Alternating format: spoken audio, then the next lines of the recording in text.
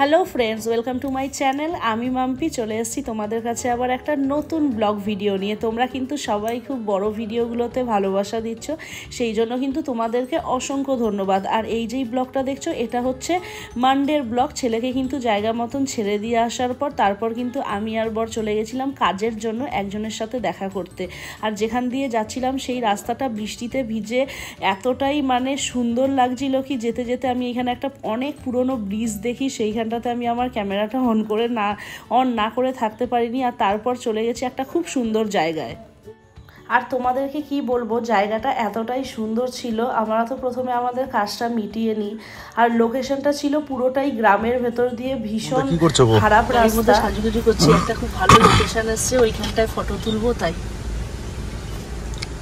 বাহ, আর আজকে তোমাদের সাথে যেই ভিডিওটা শেয়ার করব সেই ভিডিওতে কিন্তু কিছু কিছু জায়গায় আমি পরে ভয়েস দিয়েছি, কেন কি রাস্তাতে হাওয়ার আওয়াজ এতটাই ছিল, যদি সেই ভয়েসগুলো আমি দিতাম তোমরা কিন্তু কিছুই শুনতে পারতে না।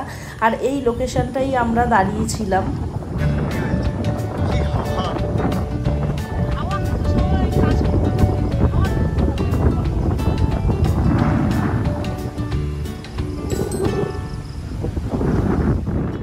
আর সব কিছু কমপ্লিট হতে হতে হাওয়া খেতে খেতে, রিলস করতে করতে, ফটো তুলতে তুলতে, ভিডিও বানাতে বানাতে এরকমই অবস্থা হয়। প্রচণ্ড খিদে পেয়ে যায়। আর কি বলবো, দেখো এই সাইডটা দিয়ে যেই দৃশ্যটা দেখো, সায়ন কিছুটা রাস্তা থেকে নিচে গাড়িটা নামিয়ে দিচ্ছিল, দিয়ে ওর বারবার ফোন আসে বলে ও কিন্তু একটু অন্যমনস্ক হয়ে গেছিলো ওই টাইপে। তো আমি আবার ওকে বললাম এই কি করছো, ওরকম আমি অনেক সময় ওকে বলতেই থাকি।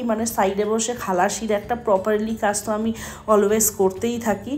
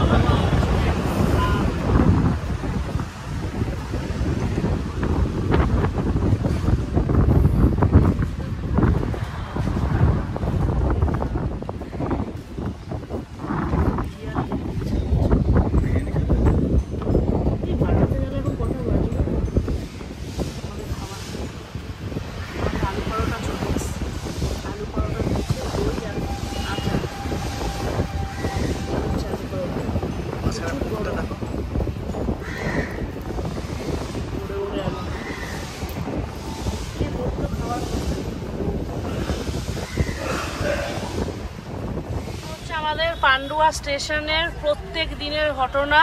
এই যে সিভিল পুলিশ দাদা এখন এইখানে আছে, আর পিছন দিকে একটা অটো আছে, হয়তো ওই অটোটা, ওইখানে কিন্তু পেশেন্ট আছে। আর সবাই নিশ্চয়ই জানো যারা স্টেশন দিয়ে যাও কি অবস্থা। তো এইরকম অবস্থায় তাহলে এইখানকার মানুষের কিরকম অবস্থা, গত 2 মাস বা 1 মাস ধরে এইরকম অবস্থা, একটা পেশেন্ট নিয়ে যেতে পারছে না, রাস্তার অবস্থা বিশাল খারাপ। দেখো প্লিজ এটা ভাই প্রশাসন একটু দেখো, স্টেশনের এই পারের লোকদের এই সমস্যাটা মেটে প্লিজ। প্রচন্ড অসুবিধা। পুলিশরাও এই রাস্তাটা দিয়ে 24 ঘন্টা যাওয়া আসা করে, ওরাও নিশ্চয়ই জানে কি অবস্থা। এই অবস্থা থেকে একটা মুক্তির উপায়টা কি?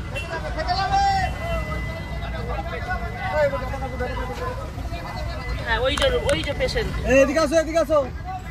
পেশেন্ট, ওই যে পেশেন্ট।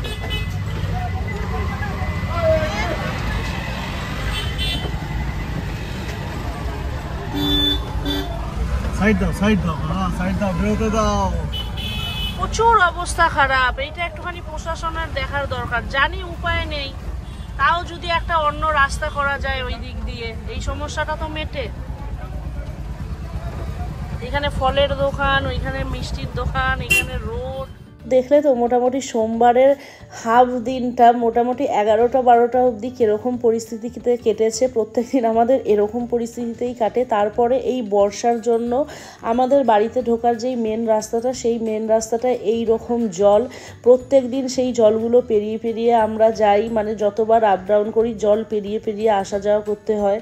কি বলবো তোমাদের, ভীষণই বাজে লাগে। আমার তো পুরো ইরিটেট ফিল হয়, কেন কি ওই জলটা একদিন থাকার পরে যেই কালার চলে আসে বা জলটা যেরকম হয়ে যায় বিচ্ছিরি লাগে। স্কুটি নিয়ে গেলে তো স্কুটি নিয়ে চলে যাই, কিন্তু যখন হেঁটে যাই বড় গাড়ি করে যাওয়ার সময় তখন আমাদের কিছুই করার উপায় থাকে না, আমাদেরকে হাঁটতেই হয়। কেন কি করবো তাছাড়া। তো এই জিনিসটার মধ্যে তো বর্ষাকালে এই সমস্যা, এক তো স্টেশনের সমস্যা, তারপর বাড়ির সামনের সমস্যা। তুমি কি করছো? পাপড় খাচ্ছো? গাইস আমার জ্বর আসছে গাইস, জ্বর চলে এসছে, জ্বর আসছে, গা গরম।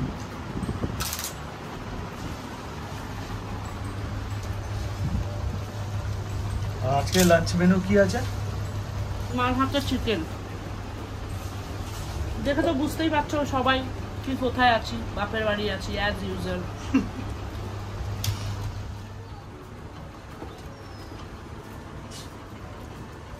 এটা কি কি লেবু এটা? হ্যাঁ, রজনীগন্ধা লেবু। স্মেলটা দেখি, স্মেলটা ওরকম করে না, স্মেলটা এরকম করে দেখতে হয়। এবার দেখো কিরকম।